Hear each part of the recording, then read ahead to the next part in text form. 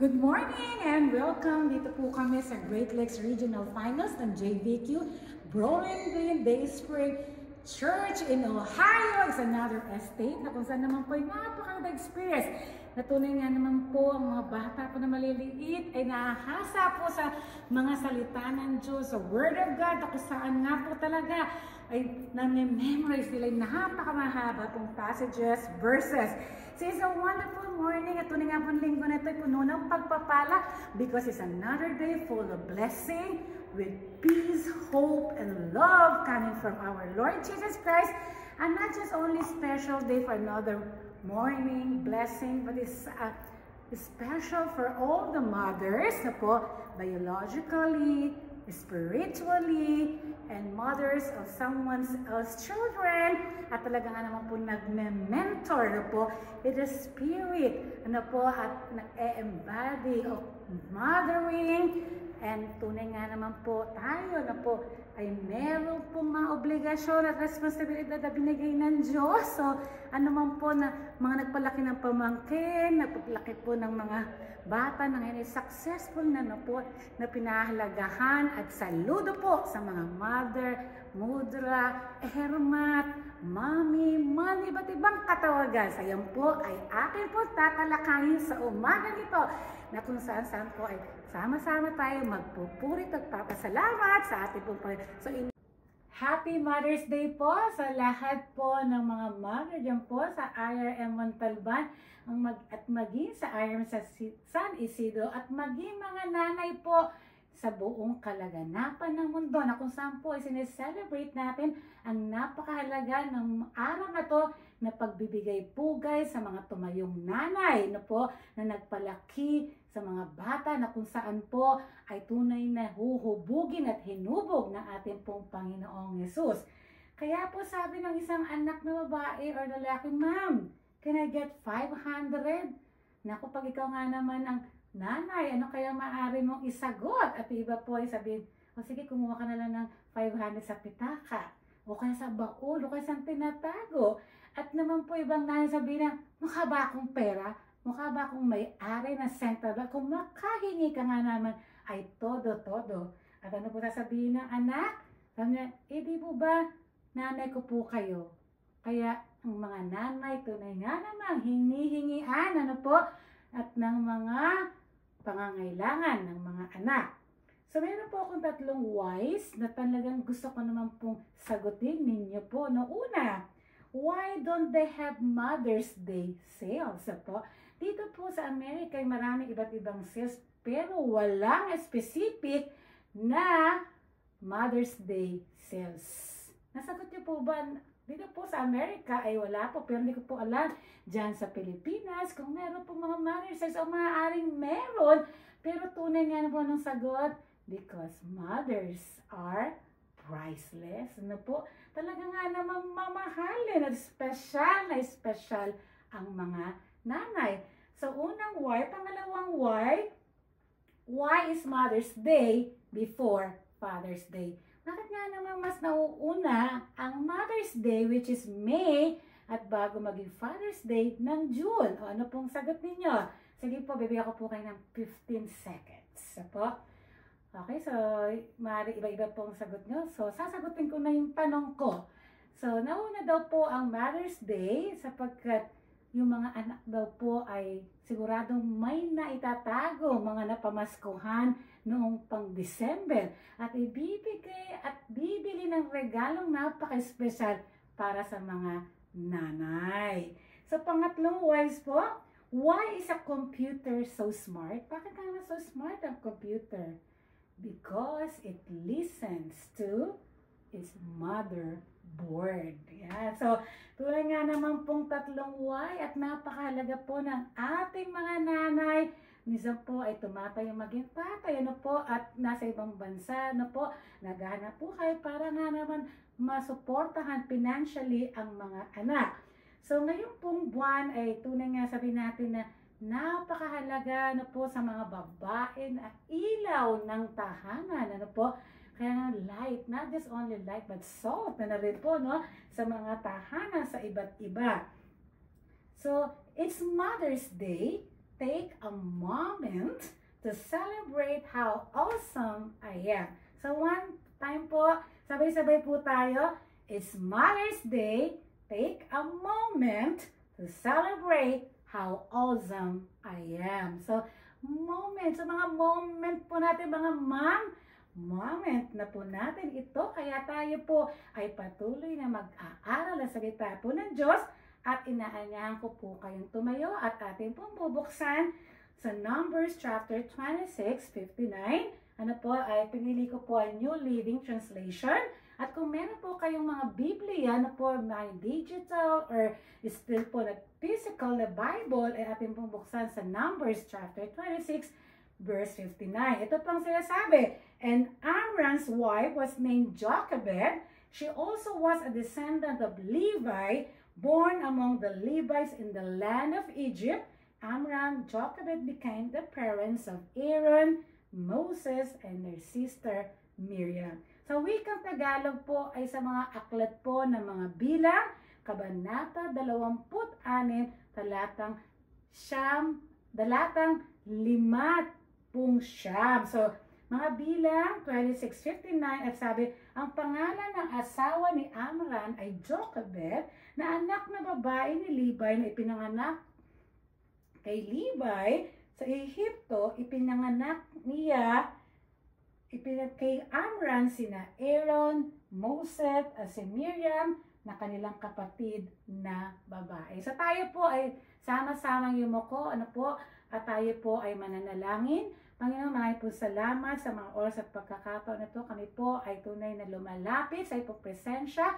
Samahan mo po kami, Panginoon, at patuloy, Lord, na aming pong pag-aaralan ang iyong pong mga salita. Lalo na, Panginoon, sa mga babaeng ginamit mo sa Biblia, na kung saan ay pagbibigay pugay sa iyo po, Lord, na tunay na napakabuti mo sa aming pong buhay at anumang Panginoon bahid namin pagkakasala ay linisin mo po kami at patawarin at patuloy, Panginoon, na maghari ka sa aming kalagitnaan at patuloy na maitaas ang iyong pangalan. Anumang gawa ng kaaway ay po sinasabi sa pangalan ni Jesus, in the name of Jesus, I rebuke whatever the works of the enemy, and we invite the presence of your Holy Spirit to move, Lord, in the midst of us, oh God. Continue to illuminate, Lord, our minds and our hearts, oh God, that we may understand your word, oh God.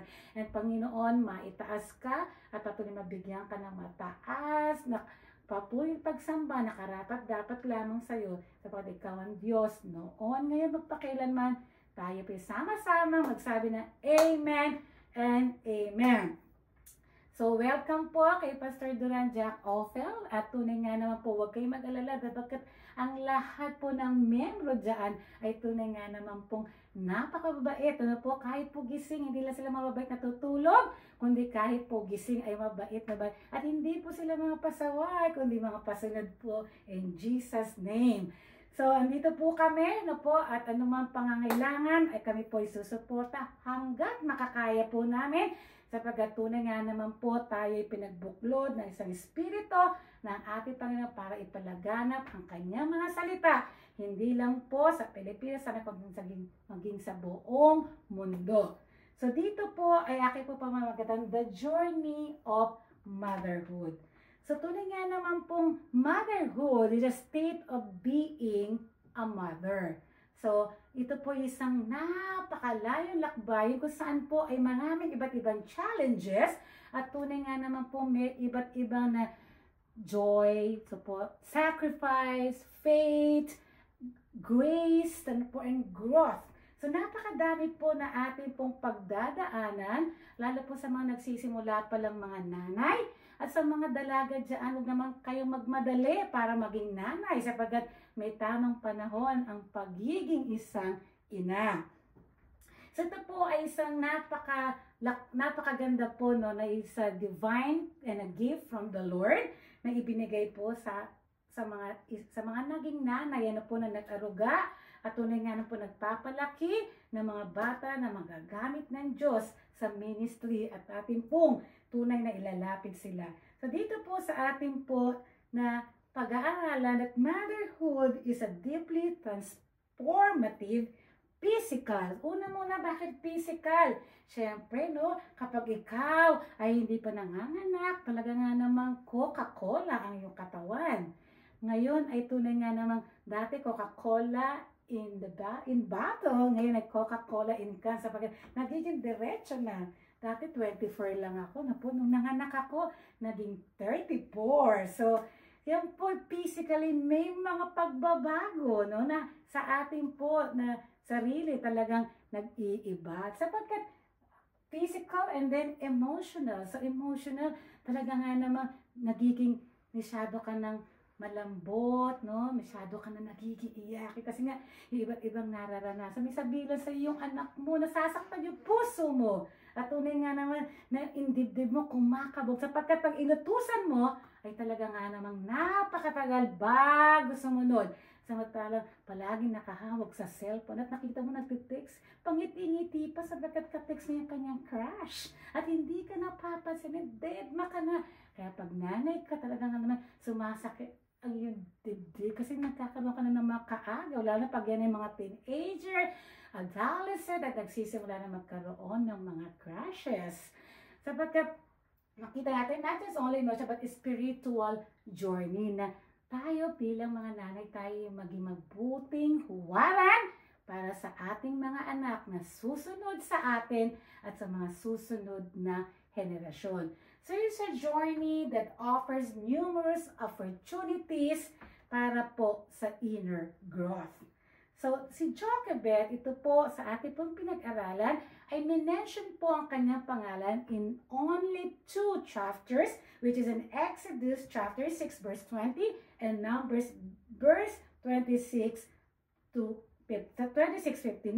Sapagkat sa Exodus ay binanggit yung pong kanyang pangalan na nag-i-introduce po sa Exodus chapter 2. Ini-introduce siya pero not specifically na po na tunay na ibinigay yung kanyang pangalan. So dito po ay sabi na po ng panahon na kung saan si Pharaoh ay nag-utos na lahat ng mga lalaking ipapanganak ay tunay itatapon sa River of Niles, sa Nile River, sapagkat natatakot itong Pharaoh na ito na sila ay lalaki, na sila yung magiging rebelde against sa kanyang kapangyarihan, itong mga Hebrew boys na mga magiging sila yung future na magiging leader, na siya nga naman kakalabas sa kapangyarihan ni Pharaoh, kaya kanyang inutos na tunay na patayin ang mga batang isisilang ng mga lalaki at ang bubuhayin lamang ay ang mga babaeng ipapanganak.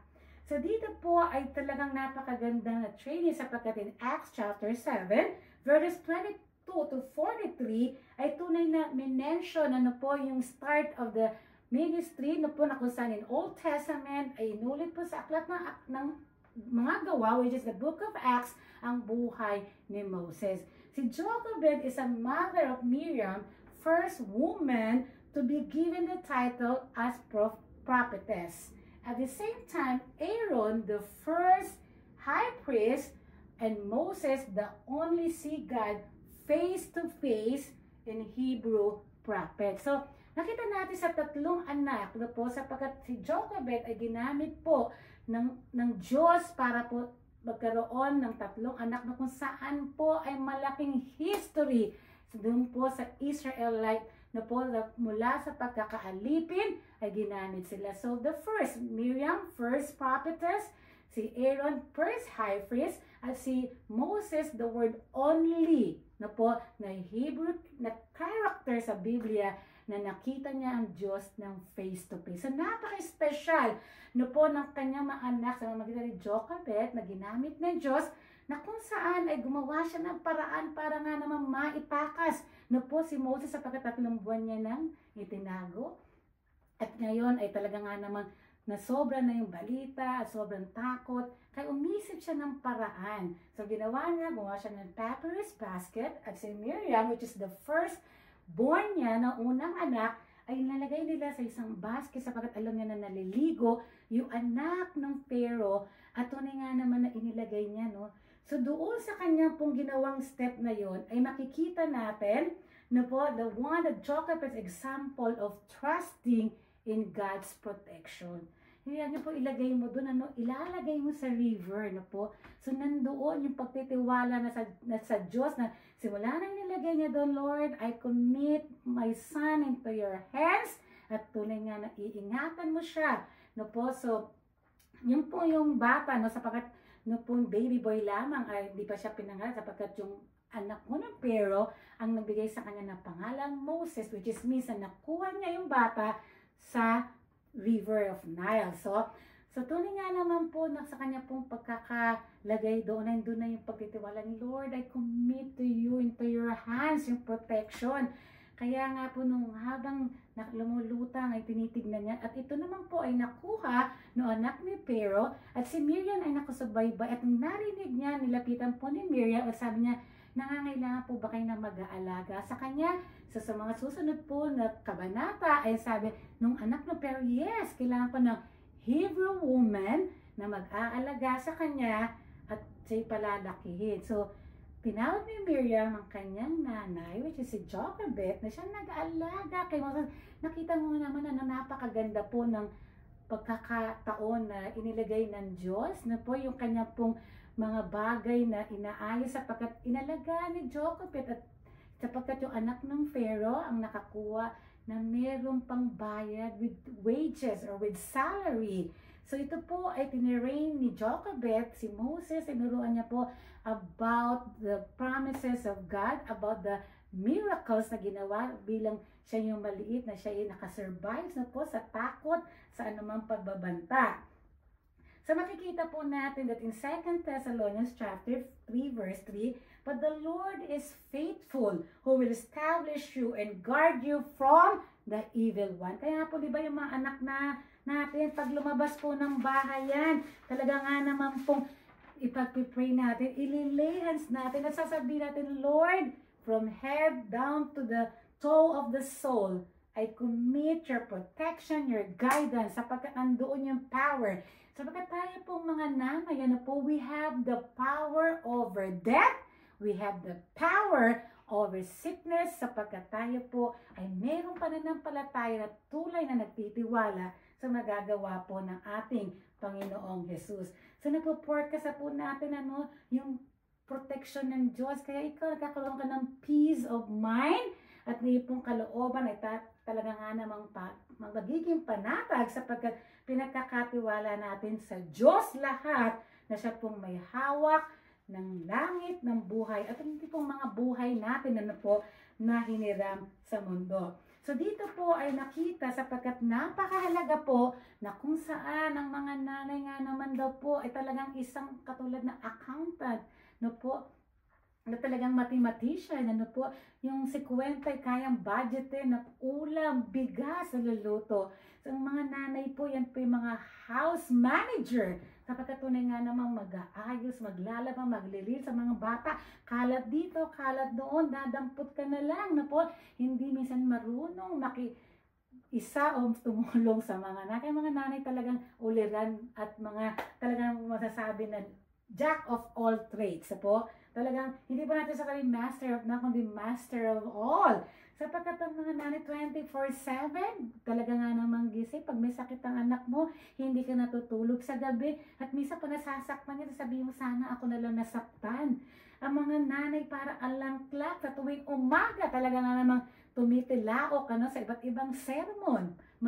Kung ano yung mga talaga nga ng paalala. Kaya sabi ng anak, nanay, sermon ka ng sermon, wala naman kayong verse na ginagamit, sa mga nanay na kung saan ay tunay nga namang chef na lahat iluluto kung anong gusto ng anak.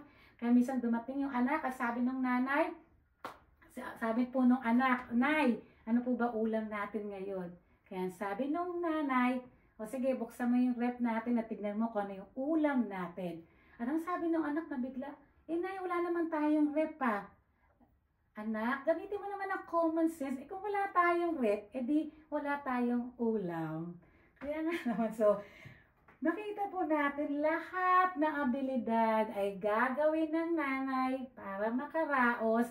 At minsan na po, tuwing nakikita ko po sa mga airport, minsan ang liliit ng bata, aalis yung nanay mag-abroad nakakadurog naman po ng puso. Talaga nga naman na titiisin ang lahat, papalayo para buhayin at para ibigay ang lahat ng pangangailangan.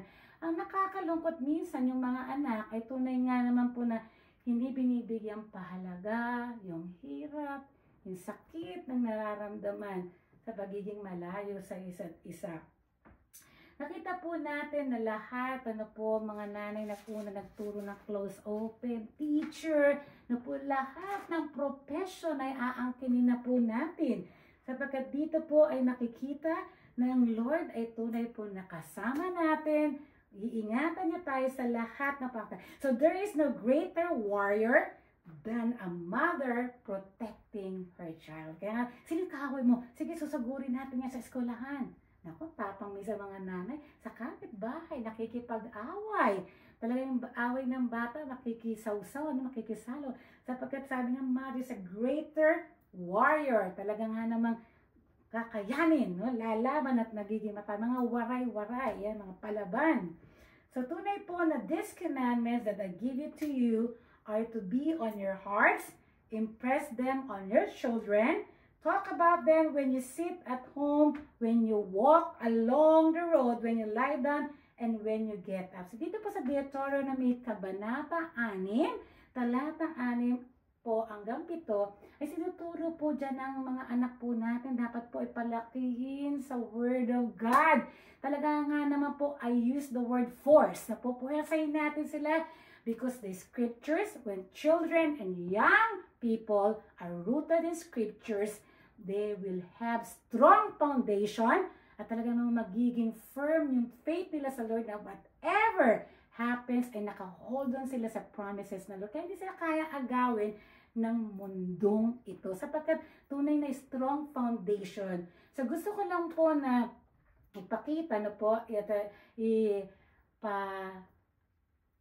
ipaalam po na si Prinsesa po na 3 years old siya hindi dahil sa pinagmamalaki kundi pinapakita ko po ang kahalagahan na talagang mampupukpukin po natin sila sa Word of God, maliit pa lang, murang edad, para sa ganun po ay tumanim sa kanilang puso at yun po ay magiging kanilang guideline sa kanilang paglaki. So 3 years old po siya, so 3 years old and 2 months, so 33 verses, hindi siya marunong magbasa, pero ang gagawin po, dito po sa Deuteronomy, repeat again and again. Kung nanay ka, i-memorize mo yan. Ako una nag-memorize sa lahat ng mga verses, at papaulit-ulitin ko po sa kanyang i-recite, banggitin hanggang sa kanya pong makabisado at ma-memorize. So bilang isang ina, ay nais ko po ipalabas po ito para po maunawaan ninyo ang kahalagahan ng mga verses na murang edad ng bata ay talaga nga naman pong turuan natin sila na siya pong huhubog sa kanila para po hindi sila maagaw ng mundong pasama ng pasama. So dito po, only 3 minutes ay ating pong panoorin. Friends and relatives, welcome to the friends and relatives, and now Peresinus we're going to recite all her memory verses. Start Ephesians 6:1. Children, go on. The Lord, and this is right. Very good. Philippians 4:13. I can do all things through Christ strengthens me. Very good. Hebrew 13:5.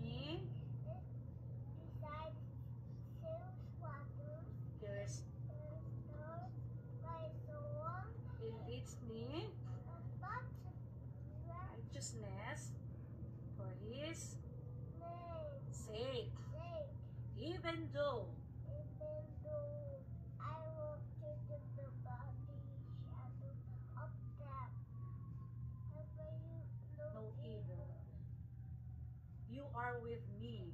Your rod, my right staff, comfort me.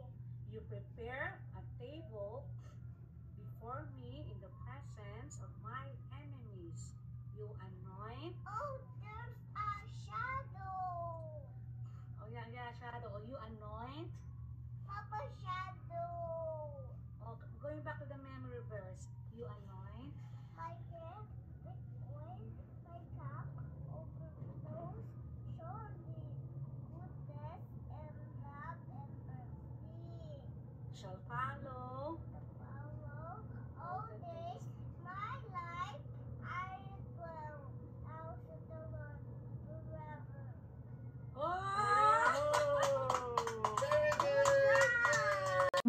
po na talaga nga naman po bilang isang ina, talaga pong pagtyagaan po natin mag-memory verses para tayo po ay lumalim sa panawagan ng Diyos. Sapagkat yung mga salita po na nagtatanim sa ating puso at maging pagkain ng ating kaluluwa. Sapagkat hindi po lang tayo kumakain physical, kung kumakain ka 6-7 na beses, samantalang yung scripture, yung word of God, di isa, minsan hindi mo pinapakain ang ating kaluluwa. So napakahalaga po nun na meron po tayo mga verses na panglaban po sa ating pong buhay na nararanasan sapagkat tunay nga naman pong pahirap na lalo po election po dyan, ano po?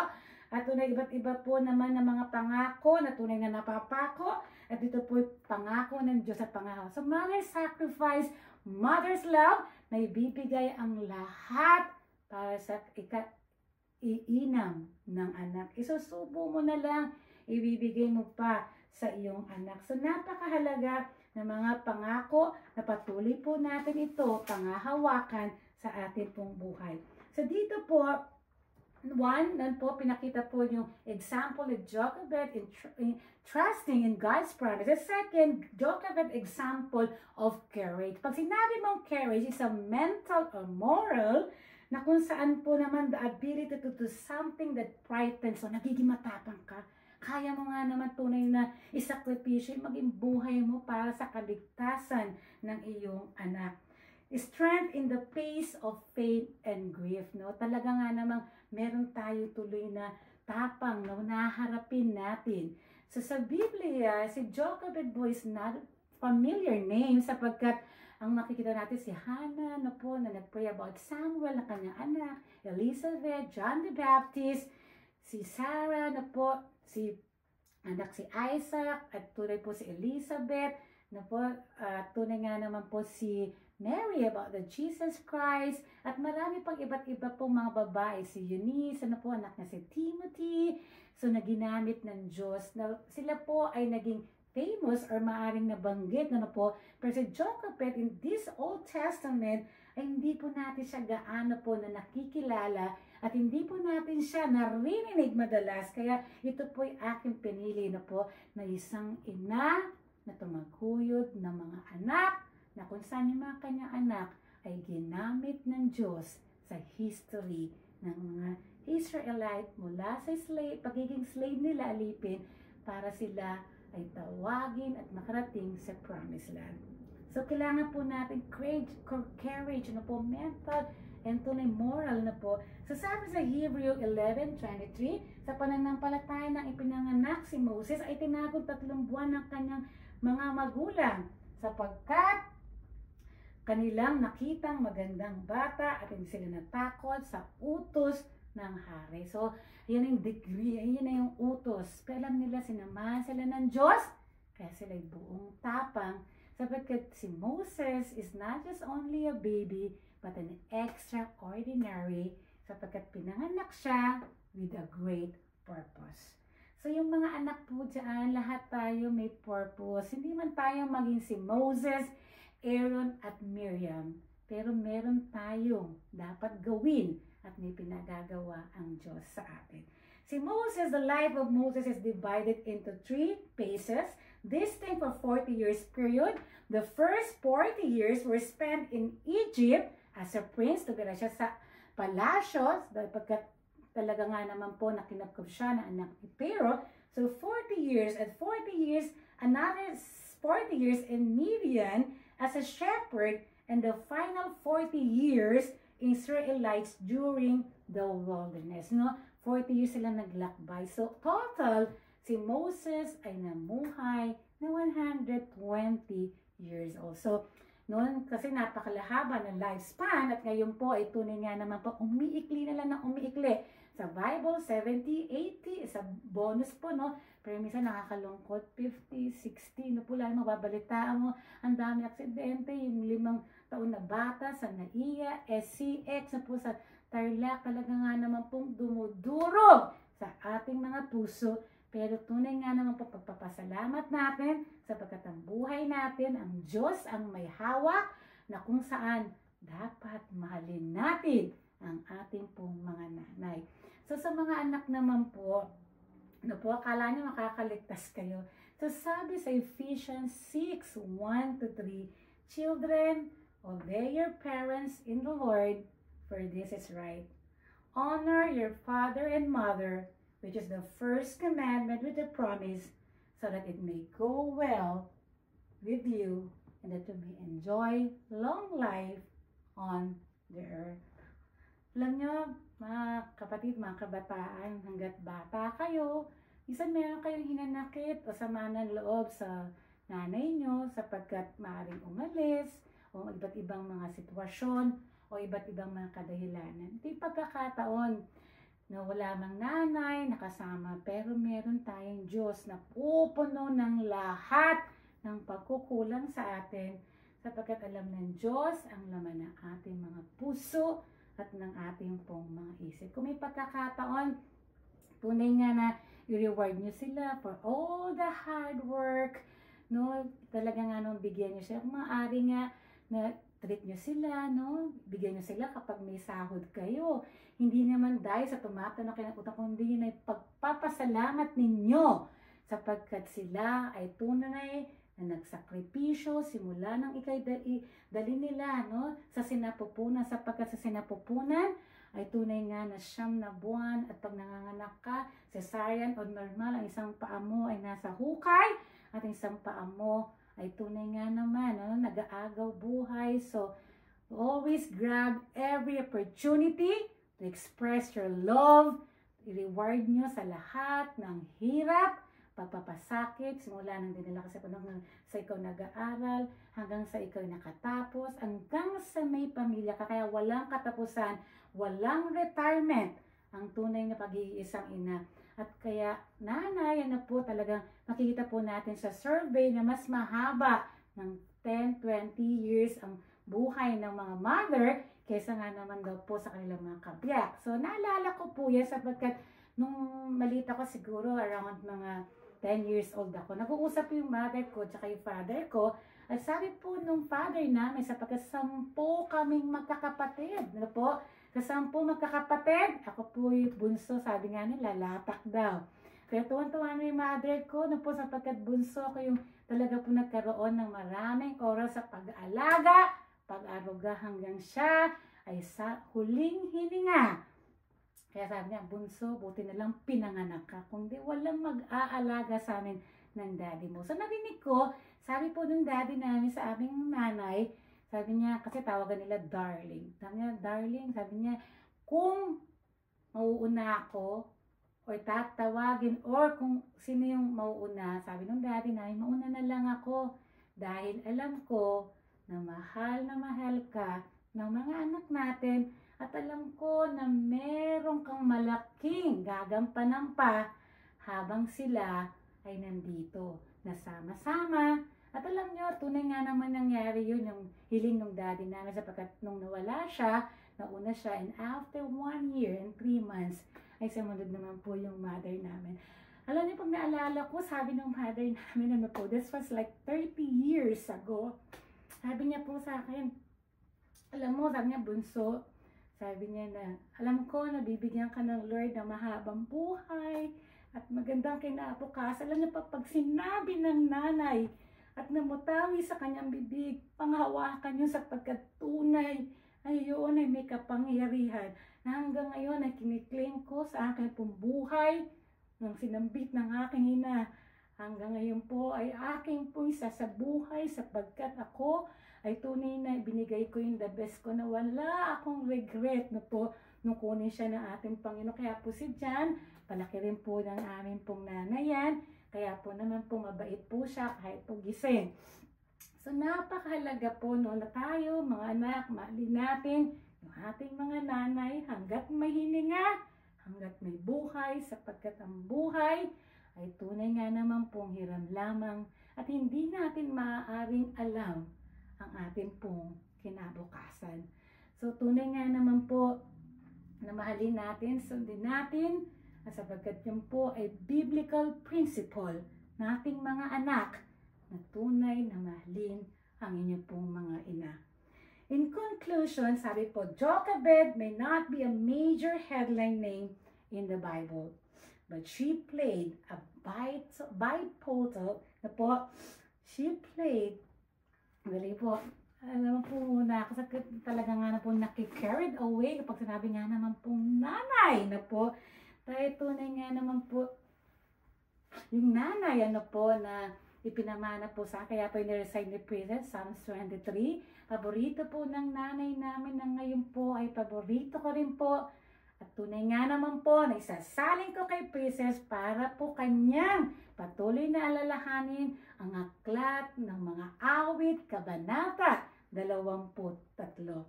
So tunay nga naman po, Jochebed might not be a major headline name in the Bible, but she played a pivotal behind the scenes role as the mother of Miriam, Aaron, and Moses. Aaron po is the elder brother ni Moses, sapagkat si Moses po ay bunso po, all whom grew up to be major players in Israel redemptions from Egypt. Jochebed's influence on her children must have been remarkable. Rise up na po yung mga bata ngayon at yung mga susunod na mga bata, tunay nga namang panahon ng ating henerasyon at sa mga susunod na henerasyon para po kayo ay itatayo ng Diyos at gagamitin. So talaga nga naman po hindi ko makalimutan at hindi ko lang na-video po, no, na tunay nga naman po si Princess ang 3 years old, ano po, na nasa mall kami na iba't ibang mga lahi, ano po, ang kasama namin, tumayo siya sa gitna at sinabi niya ang John 3:16 because one verse na po and the Holy Spirit will really move sa mga puso ng mga tao. Sa iba't ibang lahi, sabi niya, John 3:16, for God so loved the world that He gave His only begotten Son, that whosoever believes in Him shall not perish, but have everlasting life. You know, yung po, mga oras na yun, talaga nga naman po lumuluwa. Sabi ko, Lord, gamitin mo, Panginoon, ang anak ko, at tunay na pinagkakatiwala ako sa iyo. Siya po ay hubugin mo, at tunay na gamitin sa ministeryo na kung saan ay tunay nga pagsisigawan ang kaligtasan na mula lamang sa ating Panginoong Jesus. Rise up in the new generation at tunay sa panahon ni Moses, Aaron at Miriam ay magtatayo at tunay na tatawag ang Diyos sa henerasyon na to na kung saan ay gagamitin ng ating Panginoong Jesus. Sige po, inaanya ko po kayong tumayo at gusto ko po na kung ikaw anak ay lumapit ka sa iyong nanay, no? Hawakan mo yung kamay niya at maring yakapin mo siya at sabihin mo, Ma'am, mahal kita, or Ma'am, I love you. Minsan ang hirap sabihin, ano, kasi pag pinapagalitan ka, pag masama yung loob mo, pero napakahalaga ng role ng isang ina na dapat natin pahalagahan. At tunay nga na aawitin natin ang awit na to, at abang inaawit ay nais kong hawakan o nais ko na tunay kong 2, 3 anak sa kamay, sa balikat, hawakan mo ang iyong ina at tunay nga awitin natin to, ang awit.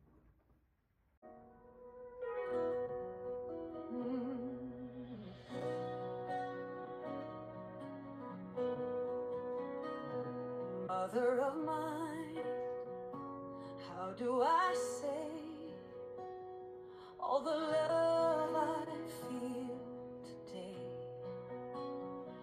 Through every storm, held my hand, you made me smile. And when the world felt cold and wide, you were always by my side. With every tear, with every fall, you lifted me, you gave your all. Mother of mine, my guiding light, through the darkest days you made things right.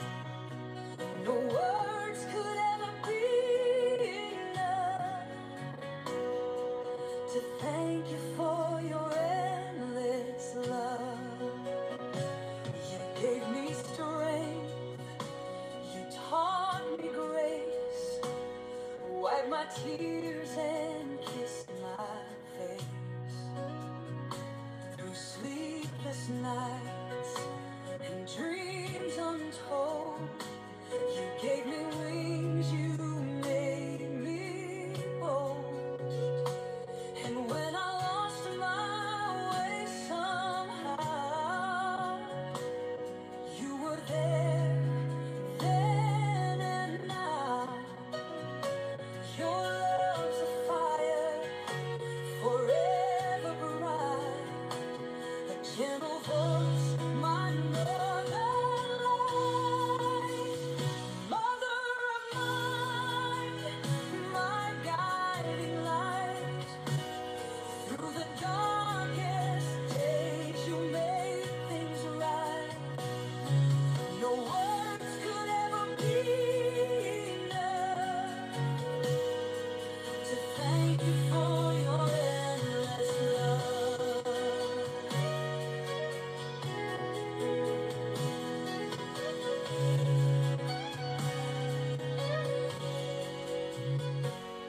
Even when I'm far from home, I feel your love, I'm not alone.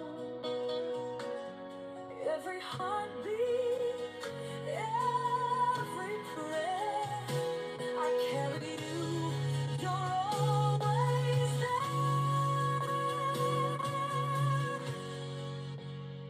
Mother of mine, my heart, my soul, the love you gave makes me whole.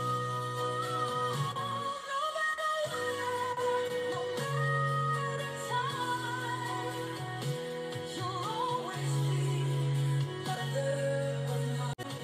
Tayo po ay manalangin habang hawak-hawak ninyo ang mga kamay ng inyong mga nanay, ina, or mommy. Lord, kami, Panginoon, ay nagpapasalamat sa mapagkakataong ito. Kami, Panginoon, ay patuloy, Lord, na gamitin mo, Panginoon, para hubugin ang aming pong mga anak, Panginoon, na magamit mo, Lord, sa ministry.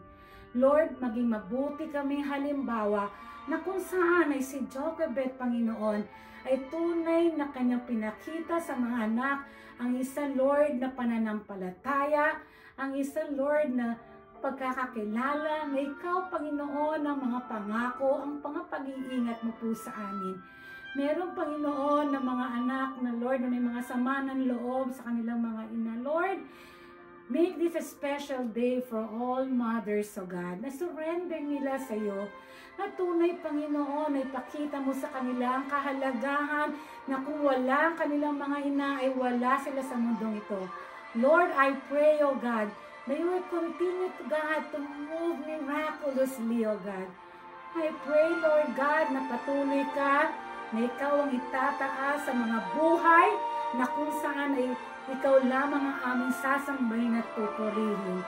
Lord, napakabuti mo sapagkat ang buhay ni Jochebed ay isang naging mabuting halimbawang ina, na kung saan, Panginoon, kami sa henerasyon na to ay maging katulad ni Jochebed, na patuloy, Lord, na amin pong iaalay ang aming mga anak na lumaki na may banal na pagkatakot at pagkakakilala sa iyo. I pray, Lord, mga nanay, Panginoon, na patuloy na silang bigyan ng katatagan ang lalim ng pananampalataya at patuloy kang maitaas at maluwalhati. Lord, maging ang mga tatay na ngayon ay kasama po nila at ang mga bawat, Lord, edad, mga kabataan, patuloy mo, Lord, silang magamit at patuloy kang kumilos sa kanilang mga buhay na lumalim sa iyong mga salita.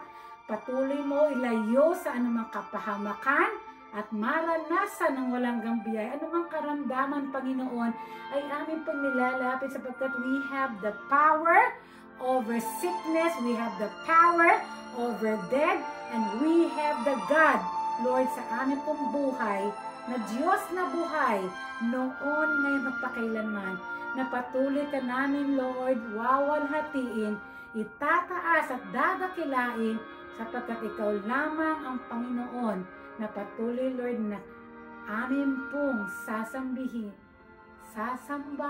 Lord, sa bawat sandali at sa huling hininga ng amin pong mga buhay. Ito po'y maingat natin binabalik sa pangalan ni Jesus. Lahat tayo magsabi ng Amen and Amen.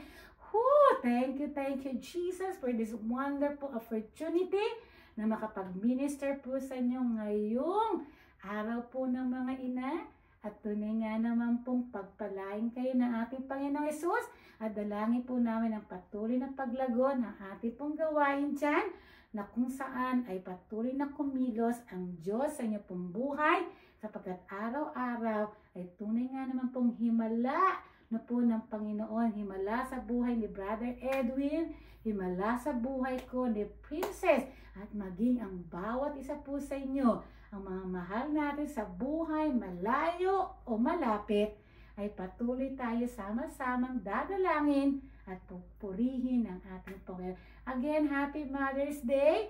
Pastor Duran, Jack Opel, welcome!